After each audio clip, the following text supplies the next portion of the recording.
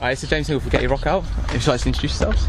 I am Mote, I'm the bass player for No Sin Invaders Gaze. And I'm James, and I sing, quote unquote. I scream at things and occasionally sing. How are you guys? Really good. Really good. Very warm, but buzzing from our set.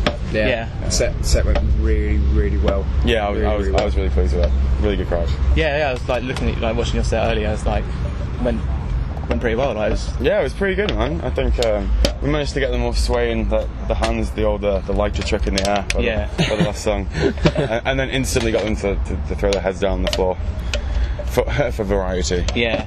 It was very strange seeing people singing along. Yeah, there was like our third song in was a song that we only literally just released, and we've only got kind of a few songs out. Yeah. But that was like a brand new song, and I could see people singing along to it, which is really cool. Really cool That's feeling. Incredible, yeah. Really cool Very feeling. much so. Yeah, and you guys are quite a fairly new band, very new. Yeah, very new. Like you've just been hitting the festivals. This is our second show. Yeah, second show ever. Yeah. Just nailing it, man. Like start off as you mean to go on, like. Yeah, essentially. That was the plan. What we did was we went away for about 9 months to a year. Yeah. And so then, rather than kind of write an EP, we were like, we're going to write an album first. We want to really get like a good solid basis of material.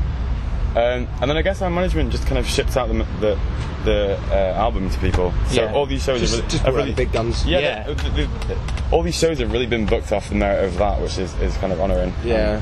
We've very much gone out with the business model of go hard or go yard. Yeah. it's the way, man. I'm incredibly stoked on everything that we've got coming up as well. Yeah, might as well. Like, there's no point messing around. Like, if you've got an album like ready to go, you might as well like send in. You never know what happens, and like. Well, this is it. I mean, if we don't ask, we don't get. Yeah. And we don't try and push for something big, then you're not going to get there. Yeah. They said that it's like long periods of very quiet, but when something happens, then it all happens at once. It explodes. It's one thing after another. And it's been. It's been batty. Yeah. It's been utterly. It has been insane. If you told me a year ago that our first song would come out on Johnny Doom's show on Planet Rock, and the next one would come out on Metal Hammer, and then we play in Bloodstock and Techfest. Yeah. Seven other festivals. I'd ask for the drugs that you're on. Yeah, exactly, man. It's incredibly honouring and humbling. It is insane. It's insane. It's so nice to see that all the stress and the work that we put in, because with the logistics of the band and stuff, and there is a lot of stress to it. Yeah, we're very spread out. Yeah. So it's not been the easiest thing to make work, but where we all want to make it work, we have done. Yeah, we are the love child of Romford in Essex and Blackpool. Yeah. Yeah. Exactly. So it's nice to see that it's moving forward and actually picking up pace and doing something. Yeah. So it's all paying off, really. Yeah, it's like if you're that far away from each other, like the passion to get the band going. And you kind of sit there and just think, how are we going to make this work? And you just sit there and just go, well, we're going to make it work. And that's what we do, Set the bar high and don't let up on the gas. Yeah, pretty much. And obviously your first show was at Les Fest, wasn't it? It was. How was that like as a first show? A beautiful part of the country. It was unreal. Yeah. I mean, like they say Scotland is beautiful, but it really was. Yeah. Like I woke up on the second day in a tent to look out for the glorious Highlands of Scotland with a lake with like a mist, smoke on the water. Yeah. Just going across it, I was like, this is fantastic. Yeah, just like that. By a campfire, there were like logs and stuff, and then kind of metal and music just down the road. Awesome. Yeah, it was just unreal.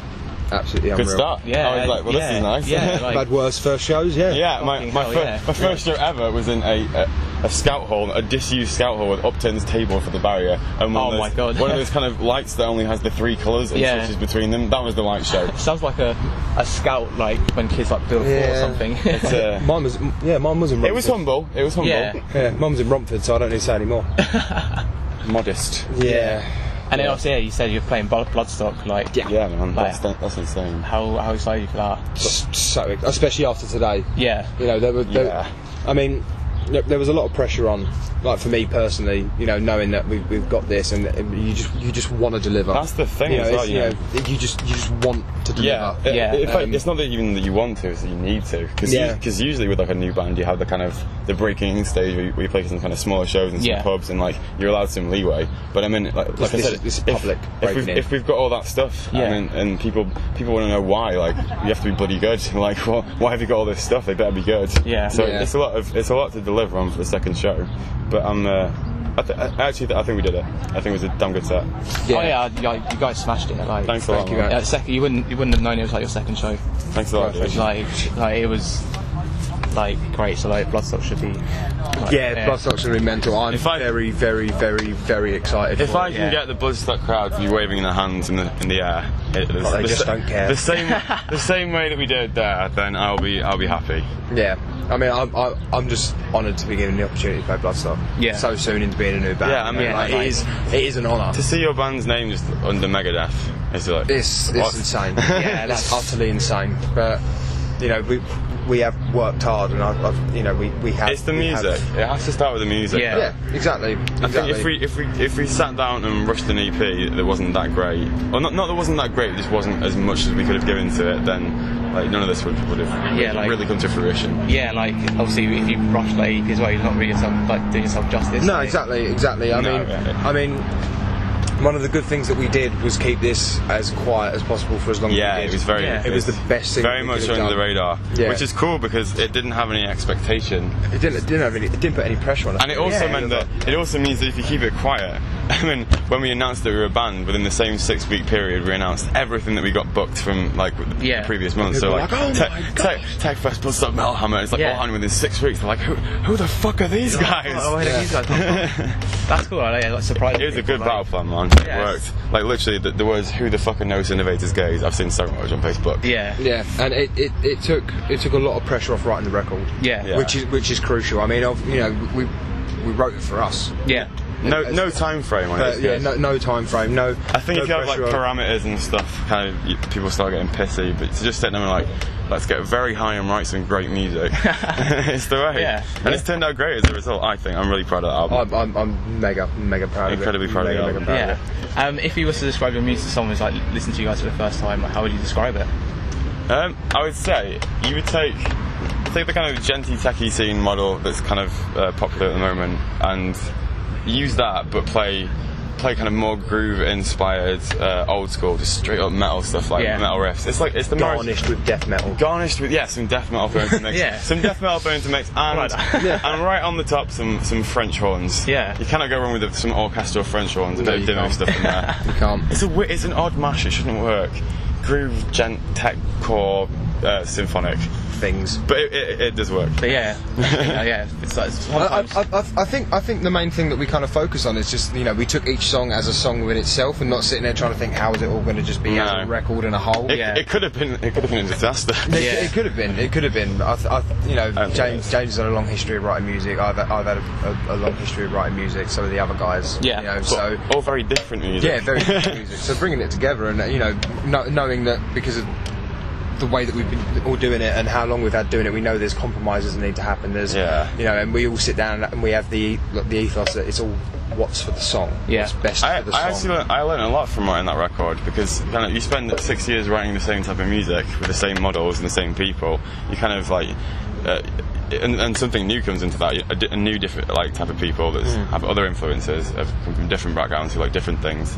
It kind of forces you to change your perspective on some things. Like especially with Mo.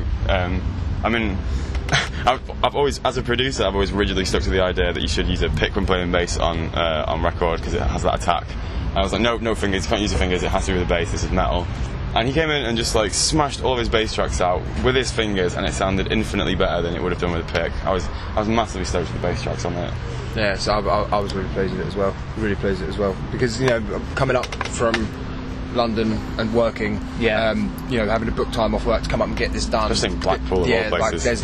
There was pressure on me because I'm on a time frame. Yeah. So trying to get out what I felt was the best bass tracks for the songs and be happy with them, and then not go home and think, oh God, what did I do? We didn't really know each other that well. I think me and Mo had only met like once or twice before. We were just friends. Friends online.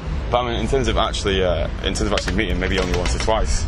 But so we didn't actually know how it was going to work. I mean, 5 people in a room who've never written together would sit down and go, we were on it within half an hour. Within half an hour, we were just writing. Just all clicked. We just like, this is what we got. That was the most relieving part of the process. That holy shit, we actually get on alright. No one's a dickhead, and everyone's good at their instruments. Yeah, this is awesome. That's sweet. Did it feel like it just fitted it perfectly once that feeling was? Yeah, I mean, it must have been harder for some more than others. It was the first time that I'd met our drummer. It was the first time I'd met our other guitarist. Dan I stole from my other band, so I knew, I knew he was comfortable. But bringing him up, it was the first time he'd met everyone, and then we've just been thrusted into a scenario where it's like, right, cool, Dan. So this is everyone. I think let's make noise. I think you get the best out of people when you just drop them into the deep end. Yeah, stuff. Yeah. Which is what we did with the album and the people, and it's what we've done with the band. Oh, Theo's joined us. I was going to say, like, have you got any plans after all your festivals, like, to go out on tour? I'm imagining that we were going on tour at some point. Yeah. That would be the ideal, and obviously touring the record, and then maybe pre-production on a new record. Because with the first one, like, we had to. Eventually, we were like, all right, we just have to get it out there. Let's set a deadline so we can work towards it. It was kind of it was your brainchild. It wasn't rushed though. It wasn't rushed. No, it wasn't rushed, but it was just focused. Hit the deadline. Let's do it. Focused, but now we can go into it with a kind of knowing what it's like writing with each other, knowing what it's going to be like writing a record, and do more pre-production, more planning. It's nice as well now we know where everyone's influences lie. Yeah. We can really dip into that more and see what they kind of put out and how we can make it work with them what it is. The good thing about the way that we write is we're not precious about what we come up with. Yeah. If it works for the song, there's no egos. No, exactly. If it doesn't work, it's like, well, it could work for someone else. So people aren't overly married to their parts. No. Like, if I want to cut a solo out of it because I don't think it makes the song better, Dan will not take it as I think he's a terrible guitar player. Yeah. It's merely for making the song better, which is cool. It's a very good way to write, and it works for us. Yeah. And finally, if you could collaborate with any band on the lineup this weekend, who would it be? Monuments for me, man. Yeah. I'm a massive Monuments fan. Or as I'm now referring to them as Brettiments. They've gone from Brownments to Brettiments. Or Jonuments. Yeah. I think. I don't know, really. I mean, because I come from quite a different background, so it's not so much techie for me. It's a lot more. Would you be a sixth? Would you be a sixth person? Maybe. I mean, I think. Phil Jarter would be cool because that'd be weird. I think Gorod. You'd go for Colour Pink is Gay. No. Yes. I want to collaborate with the Colour Pink is Gay. I think for me it'd probably be Gorod. We'd make a symphonic black metal album that would just be, it would blow the water. Or Nick Silver. I would always happily do anything with Nick Silver. I just don't mind. Like they scared the fucking life out of me. Actually, I know. Joseph would be cool to do with, man. Yeah. Joseph would be sick. There's just a lot of really talented artists on this bill who could bring a lot to whatever plateau you kind of putting forward for a record or something. So it'd be really interesting, regardless. So it would be cool. But Gorod, I think, because they're just fucking batshit. For a festival that's specifically aimed at a subgenre, it's quite diverse. It's very diverse. It's very diverse. Technically, like for a festival that's literally got it in the name that it's this subgenre, it's very diverse. It's like people like John Gom and stuff. It's completely like. I love that. The clinics are great. The clinics are great as well. Yeah, I'm going to go so gutted I'm missing them tomorrow. There's some guitar clinics going on. I mean, obviously, gent fans like their guitars. Yeah. And their strings. The more strings, the better. Yeah, exactly. So the guitar clinics have been really cool. There's like 50 guitar racks now, just along the wall. It's mad. It's an assault string. It's just someone one day will combine all those strings into one guitar. Just like one massive guitar. Yeah. The low note will explode the earth. That'll be the brown note. To play it. Yeah, so I'd say thanks for your time and good luck for the rest of the year. No worries, man. Thank you very much. Thank you very much. Cheers. Thank you very much. Thank you.